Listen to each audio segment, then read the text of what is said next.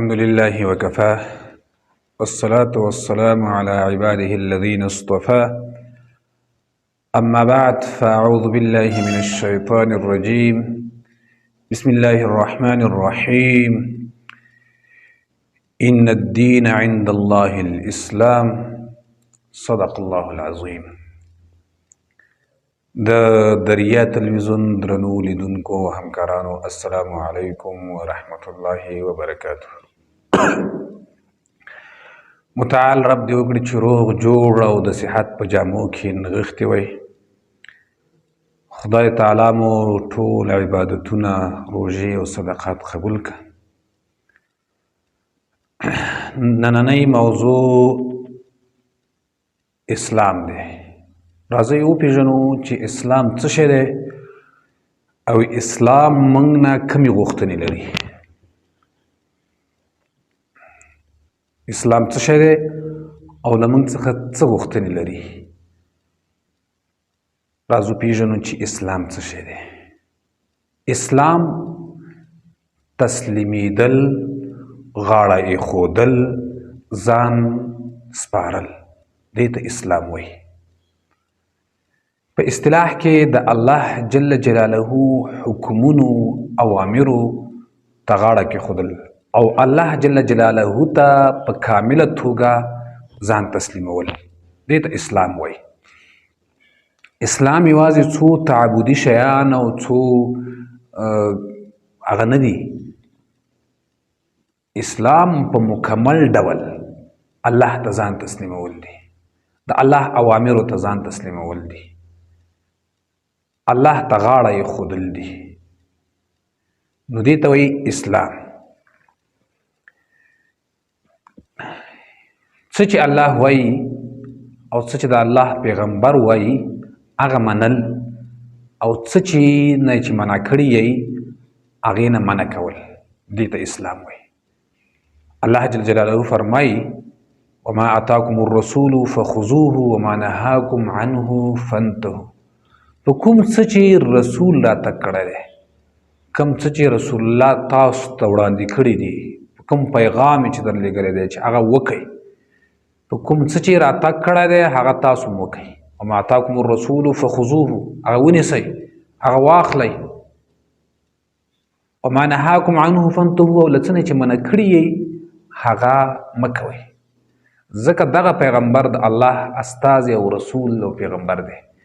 څه چې وایي د الله پیغام موږ ته وایي، د ځان نه خبرې نه کوي. دا دین پیغمبر له ځان نه دی جوړ کړی، دا اسلام پیغمبر له ځان نه دی جوړ کړی، بلکې دا متعال رب دې پیغمبر ته دا پیغام لیږلی دی او د دې دپاره لیږلی دی چې دا دې انسانانو ته ورسوي. پیغمبر دغه پیغام د خدای له لورې راوړی دی. پیغمبر علیه السلام په قرآن کریم کې د پیغمبر ته وایي چې ته ووایه وما ینطق عن الهوا، زه له ځان نه او د خپل هوا او هوس نه خبرې نه کوم. ان هو الا وحی یوحى، مګر زه چې کومې خبرې کومه دغه وحی ده چې ماته کېږي، یعنې دغه پیغام د الله له طرفه دی، دا ما له ځان نه دی جوړ کړی. د پیغمبر علیه السلام امی و په لیک لوست نه پوهېدو او فلسفه او حکمت په دې کې دا دی چې په داسې یو کس او شخصیت باندې دغسې یو عظیم کتاب نازل شوی دی چې مخکې لیک لوست نشو کولی. نو دغه دین، دغه اسلام دا د الله له طرف نه راغلی دی او پیغمبر علیه السلام د دې راوړونکی دی. پیغمبر علیه السلام فرمایي بنی الاسلام علی 5، د اسلام بناوې 5 دي. دا هغه بنیادي شیان دي، که دا ونړېږي اسلام نه پاتې کېږي. یعنې که دا نه وي یو انسان مسلمان کېدلی نه شي، چې هغه 5 بنیادي شیان دي، بنیادونه دي، اساسات دي. که چېرته دې کې یو اساس او بنیاد هم ونړېدلو نو دا ماڼۍ نه پاتې کېږي، دا کلا نه پاتې کېږي. نو دا اسلام هم 5 بنیادونه لري. اول بنیاد یا اوله بنا شهادت الله اله الا الله وان محمد عبده ورسوله. د دې ګواهي ورکول چې لا اله هیڅ معبود نشته له ټولو خدایانو له ټولو معبودانو نه به انکار کوي، ټول به نفي کوي او اخر کې به د یو خدای په ذات باندې ګواهي ورکوي چې هیڅ معبود نشته، هیڅ اله نشته مگر الا الله، مگر چې شته هغه ذات الله دی، هغه ذات چې اله دی هغه الله دی. په دې به ګواهي ورکوي. دا د اسلام یو اساس دی، یو رکن دی، یو بنیاد دی. نو په دې به ګواهي ورکوي له ټولو خدایانو نه، وړو خدایانو نه او د غټو خدایانو نه، دې ټولو نه به انکار کوي. نو دغه ګواهي به ورکوي، دا یو بنیاد دی. دویم د په همدغه ځای کې په دغه اول بنیاد کې دویمه برخه دا ده چې واشهد ان محمدا عبده ورسوله. د دې به هم ګواهي ورکوي چې محمد صلی الله علیه وسلم دا د الله رسول او پیغمبر دی، دغه دین چې راوړی دی دا رسول الله صلی الله علیه وسلم راوړی دی، الله له طرف نه دا رالیږل شوی د انسانانو د هدایت لپاره.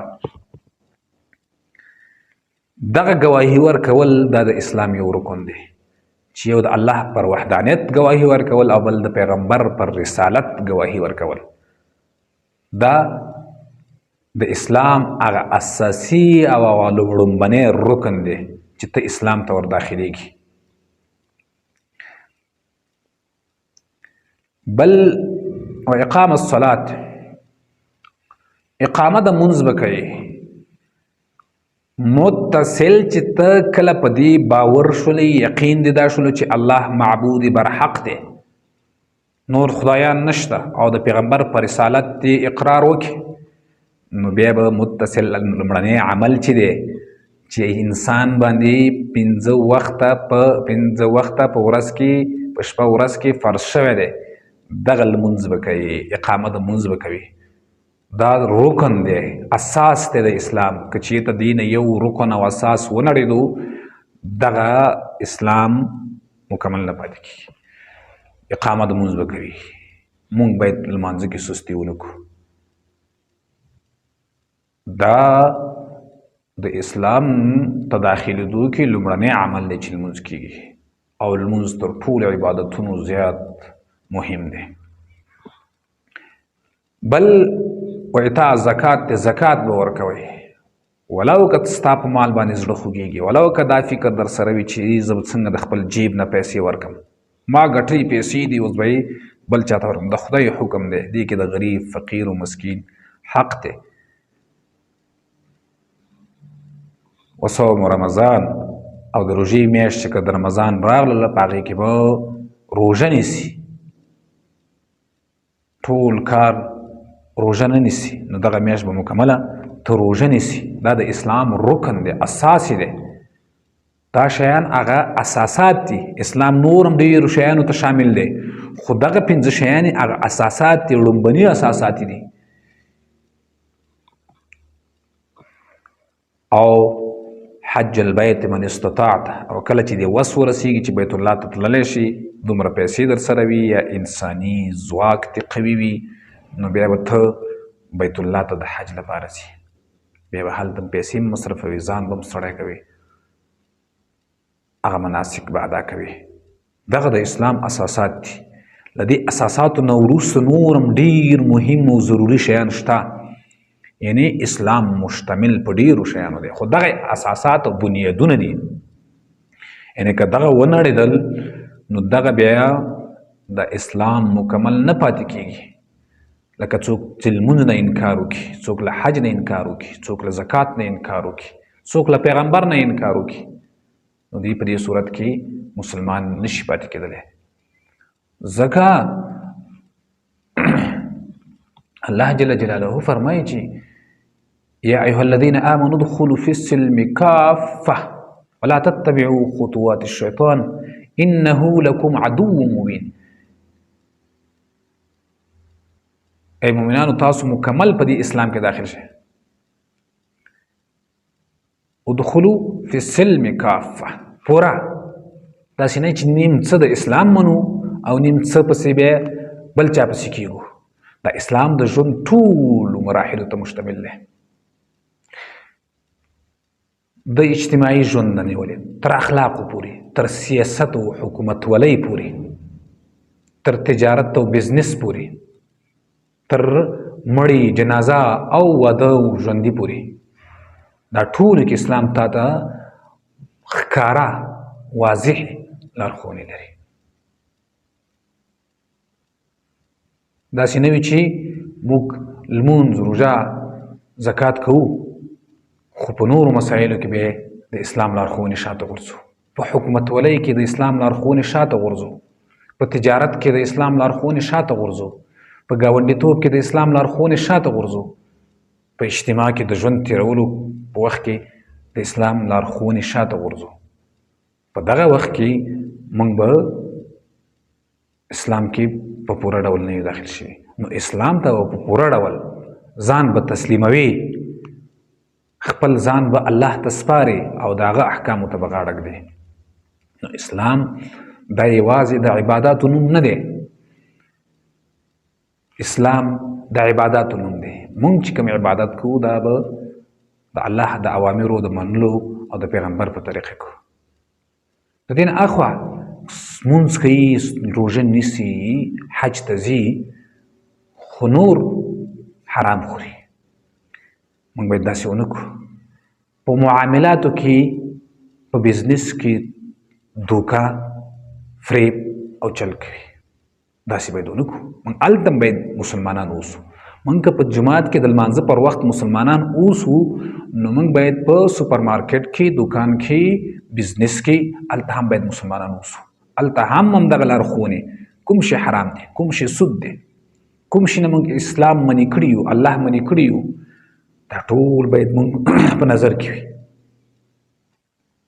راشه درشه چا سره وکړو، ولا او برا چا سره وکړو، دوستي چا سره وکړو، دښمني چا سره وکړو، دا ټول مونږ ته اسلام واضح لارښوونې لري. نو مونږ باید که په جماعت کې، په لمانځه کې مسلمانان اوسو، نو بازار کې، په بزنس کې، شرکت کې، سوپر مارکیټ کې هم باید مسلمانان اوسو. هلته د اسلام لارښوونې عملي کړو. مونږ که په جماعت کې مسلمانان اوسیږو، په خپل کور کې باید مسلمانان اوسیږو، خپل اهل و عیالو، میرمنې، مور و پلار سره هغه لارښوونې عملي کړو چې مونږ ته اسلام ښودلې وي. مونږ که په جماعت کې مسلمانان اوسو، د جماعت په لومړي صف کې ودرېږو، 5 وخته لمانځه ته ځو، نو موږ باید په معاشره کې هم مسلمانان اوسیږو، د ګاونډي حقوق وپېژنو، د خپل کلي و کور حقوق وپېژنو، د مشرانو حقوق وپېژنو. دغلته باید موږ مسلمانان اوسیږو. ګاونډي په موږ څومره حق لري، څه حق لري، د مظلوم په موږ څومره حق لري، دغه وخت کې باید هم موږ مسلمانان اوسیږو. مونږ که په لمانځه کې په لومړي صف کې مسلمانان اوسیږو، 5 وخته راځو، اذان کوو، هلته مسلمانان یو، نو د حکومت او د ریاست په چوکۍ چې کله کینو هم باید مسلمانان اوسیږو چې دلته مونږ ته کوم مسؤلیتونه راچي دي، دلته څه وکړو. نو مونږ باید په هر وخت کې مسلمانان اوسیږو، یعنې په هر وخت کې الله ته غاړه ایښودونکي اوسیږو، په هر وخت کې موږ تسلیم شوي وو الله ته. نو اسلام بهترین دین دی. اسلام دین ماست. اسلام نام آخرین دین خداوند جل جلاله است. پیغمبر علیه السلام خاتم النبیین است. پس از پیغمبر علیه السلام دیگر پیغمبر نمیآید در دنیا. ای پیغمبر آخرین است او ای دین اسلام دین آخری خداوند جل جلاله است. اسلام کامل ترین دین است که توسط آخرین پیغمبر صلی الله علیه و سلم برای بشر نازل شده است. هدف اسلام تحصیل سعادت دنیا و عقبه برای انسان است. اسلام بر عقل و شعور انسان تاکید بسیار دارد. دین از انسان می خواهد که تفکر کند، محیط خود را اصلاح نماید. تلاش کنید و خود را توسع دهید. دین اسلام دین معنی است. در آن افراطیگری وجود ندارد و بجای آوردن احکام آن آسان و سهل است. خداوند جل جلاله می فرماید لا اکراه فی الدین. در دین جبر و تشدد و زبردستی نیست. هیچ جبر و تشدد و زبردستی در دین اسلام نیست. لا اکراه فی الدین. دین اسلام دین اخلاق است. دین اسلام دین معتدل و معنی است. در دین اسلام هیچ افراط و تفریط و تشدد جای ندارد. اسلام قانون زندگی است. اسلام قانون برای تمام مراحل زندگی است. در معاشرات، در تجارت، در جامعه شامل تمام زندگی است. در تمام زندگی واضح هدایت دارد. او همدارنګه د دغه دین نه دا یو داسې د ښېګڼو دین دی، د اخلاقو دین دی. د هر چا حقوق پکې ځای پر ځای شوي دي. حتی د حیواناتو حقوق پکې ځای پر ځای شوي دي. د انسانانو حقوق پکې ځای پر ځای شوي دي. اسلام د تشدد دین نه دی. اسلام د مینې او محبت دین دی. اسلام کې تشدد ځای نه لري. اما د تشدد خلاف اسلام را پاڅېدلی. اسلام د تشدد خلاف نوم دی. اسلام د غلامۍ او مریتوب سیستم ختم کی. اسلام د وړو خدایانو خدایي او فرعونیت ختم کی. اسلام جبر او تشدد ختم کی. هغه خلکو به چې په خپلو کورونو کې په خپلو لوڼو ښځو تشدد کولو، هغه خلکو چې په خپلو ماتحتو باندې تشدد کولو، هغه خلکو به په غلامانو مریو باندې تشدد کولو، دا یې ختم کړل. اسلام مینه او محبت کوي. اسلام د مینې او محبت نوم دی. وقولوا للناس حسنا. خلکو ته خوږې خبرې وکړي. نو له دغه دین نه غیر بل دین چې دا اخري دین دی، د پیغمبر علیه السلام باندې دغه کتاب نازل شوی دی او پیغمبر علیه السلام خاتم النبیین دی، بل دین د منلو او اعتبار وړ نه دی. الله جل جلاله فرمایي ومن یبتغ غیر الاسلام دینا فلن یقبل منه وهو فی الاخرة من الخاسرین. د الله د دین نه بل دین قابل د اعتبار نه دی اوس وخت کې. ځکه الله جل جلاله دا یو داسې جامع دین دی، هغه احکامات چې په نورو ادیانو کې وو هغه په دې کې هم شته، هغه چې الله را لېږلي وه. نو دغه دین ټول انسانانو ته راغلی دی او ټول انسانان مکلف دي چې دغه د اسلام دین ومني. د دین اخوا بل دین هغه قابل د اعتبار او قابل د قبولېدو نه دی. ومن یبتغ غیر الاسلام دینا فلن یقبل منه. هیڅ کله به یې قبول نه کړي دوی نه. وهو فی الاخرة من الخاسرین. او که چا دا دین قبول نه کړي په بل دین نو په آخرت کې په عقبا کې به دا په خسران او تاوان کې وي. الله جل جلاله فرمایي چې ان الدین عند الله الاسلام. د الله په نیز غوره دین هغه اسلام دی. دغه دین د امن دین دی. دا خلکو ته د امن پیغام ورکوي. او اسلام د سلامتیا نوم دی.